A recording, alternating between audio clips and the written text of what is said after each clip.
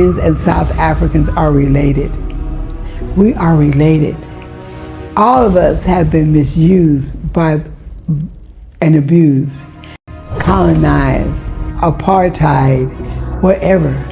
Our history shows that our abusers have come from the very countries that we really, really love and accept.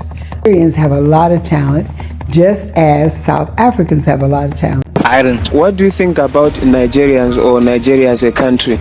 2 years back now, I was in Joburg, so I stay with Nigerians. What I know and I think about them is that they are smart when it comes to their mind.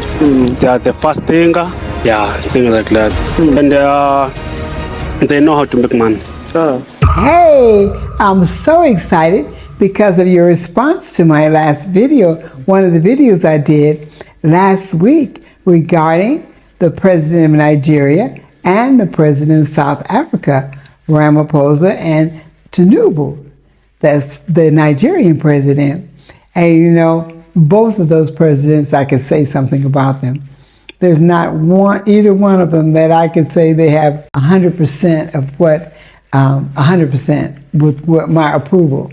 But you know what? The South African people, they are the reason why Ramaphosa is in office, and the Nigerian people, to a certain extent, are responsible for Tinubu being in office. You know, we have those people that are the elite, and they make decisions for us. But one of the things I approve of is that Tinubu went all over.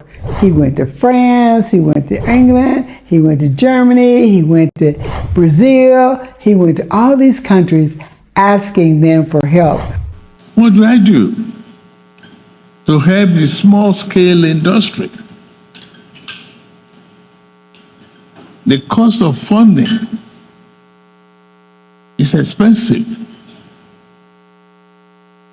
What do I do to get power to industrialize my country? The cost of funding is extremely expensive. The developed world need to extend these promises that you have heard here today. I must salute every one of you. But support the continent. The neglect of Africa is a danger to the rest of humanity. And we have to lift one another up.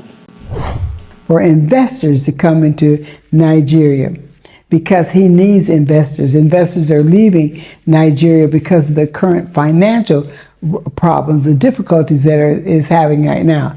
It's not a real good atmosphere for investment. At least that's what I've been told. I don't know for sure. But the thing that amazed me and that I was so happy about is because, like I told you in the last video, I have a Nigerian grandson and I want him to travel with me. But every country we go to, there seems to be some kind of difficulty. Not every country, but the majority of the countries we go to, they seem to have some kind of difficulty with the Nigerian. And some of them say the very same things, that they take our jobs, they do this, they're scammers, they name a whole lot of things. But I'm gonna tell you something, Nigerians have a lot of talent, just as South Africans have a lot of talent. There are just some people that if they stay within their country, that we won't have the benefit of their talent and their expertise. And they do have something to offer. So it should be open, because we can't just go and appoint and say, okay, this Nigerian can come in and that one can't. Or we can't do that. We have to make it so that everybody has an opportunity to visit. This is our continent. This continent belongs to us. And we have been very, very cordial to people that have mistreated us, abused us, accused us. But yet they travel freely.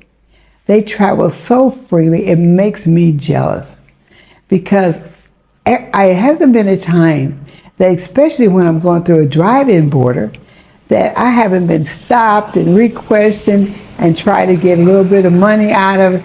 But I go there with people from Europe or China or other countries like that, that are not African, I never see them stop them and ask them extra questions. They just stamp look at their visas, approval, stamp them, and go through.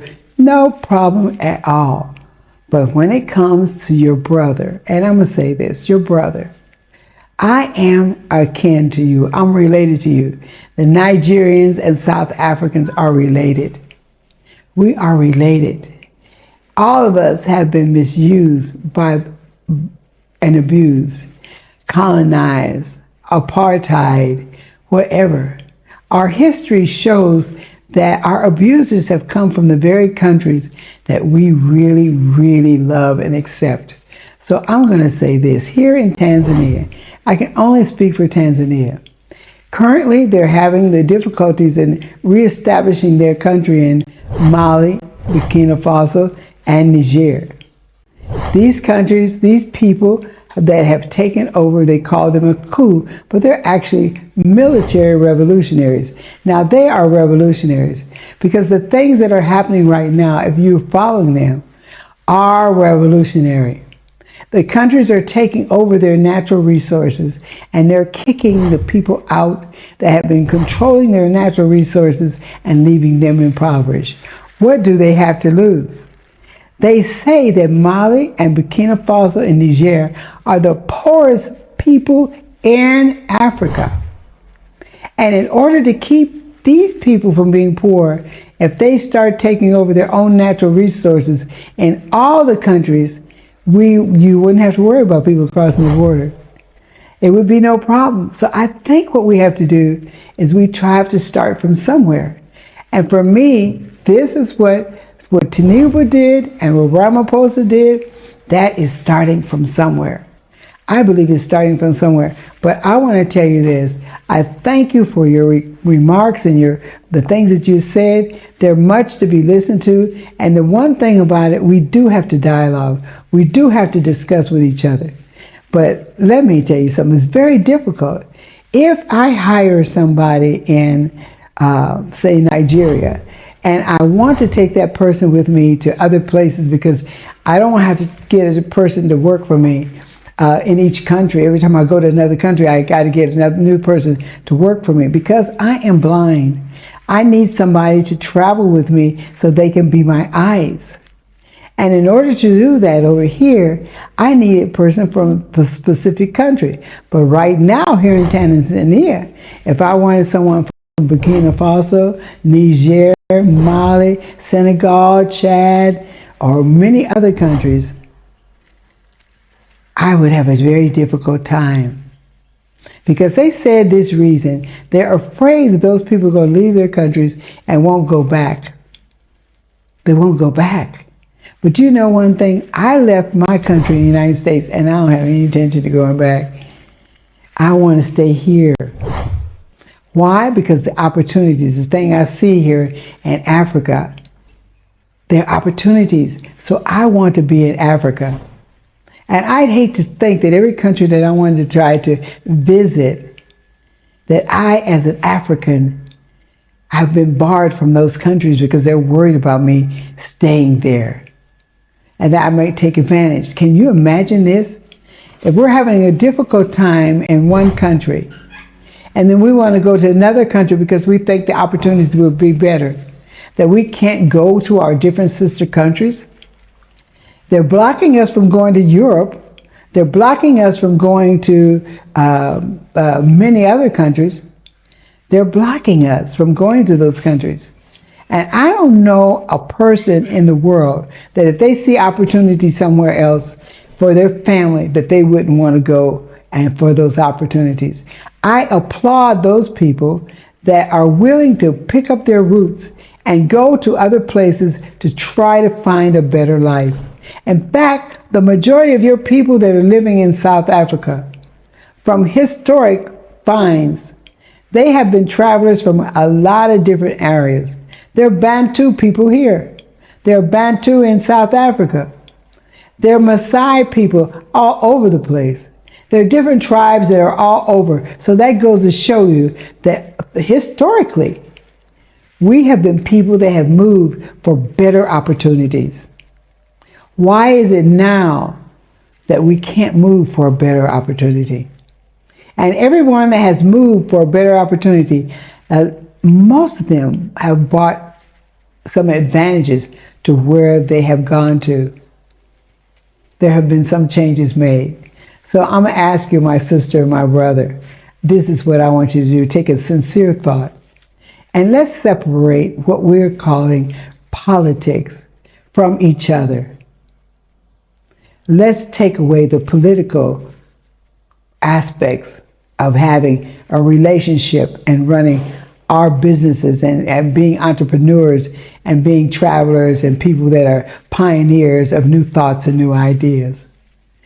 Let's, you and I as African people, branch out and make it open for those that want to come and that will go through legally and not crash and go through the mountains to get over the border illegal, but they'll walk through the border. But we can give them papers. We can say, yes, you can come in, without distinguishing and passing and stamping papers saying, no, this is a Nigerian, he can't come in. No, this is a South African, they can come in. No, this is a Kenyan, they can come in. No, this is somebody from Senegal, they can't come in. Why are we going to do such a thing? What's the purpose? We're trying to make Africa that even those that are in the diaspora want to come back. We're the richest continent in the world. And you know one thing about it? You check it out. Nigerians, as far as their, let's say, intelligence, the Nigerians are top on the list. They beat the Chinese, they beat the Americans, they beat the Europeans. When it comes to intellect, scientific, intellect and intelligence and other intelligences, they beat the list. They beat the list. And hardworking, yes, they are hardworking. So let's not get an opinion where we don't like somebody. We can have our differences, but to just demonize every one that comes from another country because you heard something about them. And yes, Nigerians are some of the, they do some of the best cyber crimes and everything. Yes, they do. Their intelligence. But if we had equal rights, equal opportunity, and we were a successful country, that would close down, a successful continent, that would close down a lot of the things that are done illegally, and also the corruption. Corruption is caused because of a disadvantage. It's not caused because of people having advantage. It's caused because of disadvantage. So I'm going to cut it off right now. Hey, this is Janetta, and thank you again. Thank you for listening to my video. Thank you for your opinion. I appreciate you, and like I always say, I love you. I love you with my whole heart, my whole mind, everything. I love you. And you stay tuned. You stay tuned. Thank you. Subscribe, comment, and let me know you like me. And I'll see you again real soon. Ooh. Bye. Hey, this is Jamila, and you're watching Africa Speaks.